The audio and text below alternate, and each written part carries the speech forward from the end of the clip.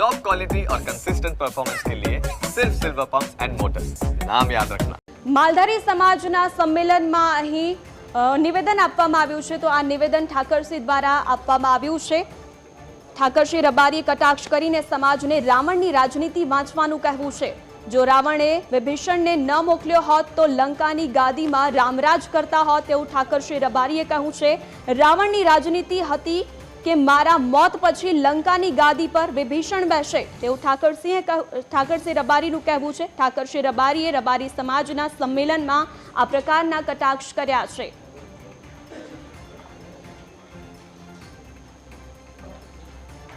कहूं छू कि रावण राजनीति वाँचो।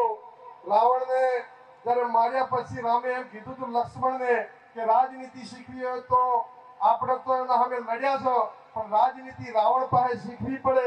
रावण पासे सलाह लीधे अने लक्ष्मण गया अने रावण ने कीधुं तमारी राजनीति शीखवा आव्यो छो।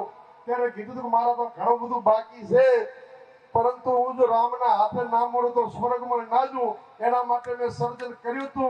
पण विभीषण ने जो तमारी पासे ना मूकूं तो मारी लंकानी गादीमां राम राज करता होत। એટલે મારી એ રાજનીતિ હતી કે મારા મોત પછી મારી લંકાની ગાદી પર મારો માજ આવ્યો વિભીષણ દેહ, અને જેના કારણે મેં વિભીષણને મૂક્યો હતો। એટલે બધાય રાવણ જેવું વિચારજો કે જ્યારે સત્તાની વાત આવે કે રબારીનો દીકરો દેહ આપણા કદાચ તો પસંદ કરવા આવતો હોય તો આપણી જગ્યાએ બીજો રબારી સેટ કરી દો। રાવણની રાજનીતિ આપશો યુવાનો પણ વાંચતો એવી વિનંતી।